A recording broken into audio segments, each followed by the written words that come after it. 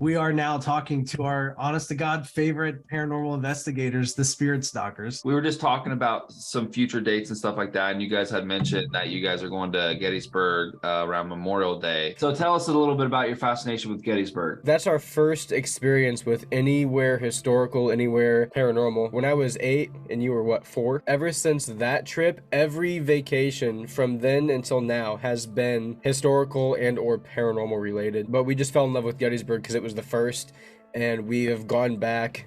I think I've gone back like 18 times. Oh my gosh. Because you both are brothers. That more than anything I'm curious about, doing it with family. Is there any additional drama, or do you guys just know each other so well that everything just goes smoothly? Go ahead. I'll let you answer. You know, we've been doing everything together our entire lives, but there is that little brother relationship, and like they always agging on to each other. There's always that aspect with this. Yeah. So you guys have been to some awesome places, and we've been taking inspiration from places because we're in Ohio. You guys aren't super far from us. Yeah. So what's been like some of your favorites besides Gettysburg? What's maybe surprised you? There's one location in particular that I always am thinking about. Billy Creek Village was the one location that I was looking forward to the absolute most. And when we were done with that investigation, we actually uncovered like one of the weirdest, I would say, mysteries of that location, because there's not a lot of known history. So you kind of have to investigate and build the history yourself. Why do you think it is that we do investigations at night? It's not because ghosts are more active or whatever. It's just because it lowers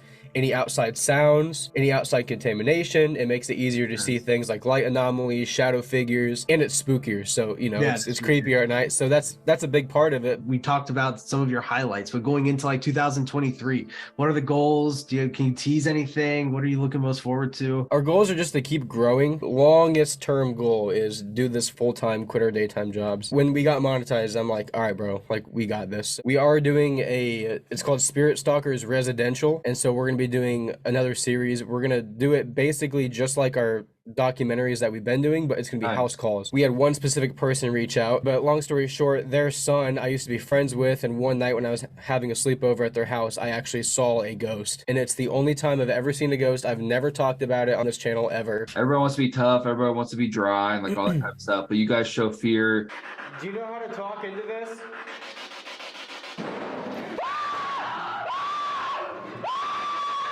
Is there a moment that you guys can think of that affected you the most? That might be like the best question we've ever got. I'm serious. We've done like 3 or 4 podcasts now. I think that's the best question we've ever got. Fear-wise, for me, there's 2 moments that like really come to mind. One is that jail where we're screaming like that, obviously. Yeah, understandable. I think if that happened even now, our reaction would be pretty close to the same. Not as bad, obviously, but you know. It's not that I was scared, it was like the uncanny. Like I know there's no one in here. It's one of those things where my mind goes straight to like, okay, now are ghosts actually real? You can't see it, but you know it's there. Yeah, and it happened again for me when the piano played at the museum, which is another one of my top 5. Hello?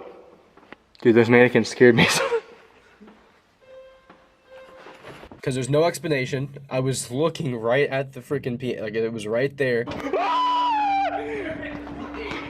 piano just played by itself! And there's no one over there. How did this piano play by itself? It doesn't make any sense. The location I keep on getting drawn back to is Randolph County Infirmary. And what we did is we did like this white elephant like website, and everyone got like a different name of the friend group, and you could pick a solo investigation for that person. I received my challenge, and it was sitting in front of the mirror room in the basement, blindfolded. Ooh. Oh God. With the spirit box. And I just remember turning off the spirit box with a blindfold on, literally just hear like a scream. Yeah. I hated it so much. I watched the live stream of you guys at Madison with Brandon. He wearing his hat. Yeah, you're wearing his hat. Yeah.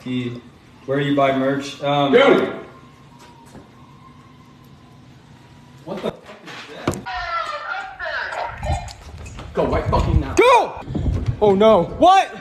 If there was ever a time where I was close to being like, yeah, I'm done. Not that I was like thinking about like, oh, should we quit it? That was really messed up. We thought someone was getting murdered outside. That's how it was a real scream. That adrenaline rush was crazy. Yeah, well, hopefully 2023 is our year in the next few months to do something together. Definitely, dude. I'm 100%. excited. I hope so. You guys are like super awesome when it comes to this stuff. Your videos are awesome. It is completely different from everyone else's. Thank you for being so willing and doing this, and can't wait to investigate with you guys.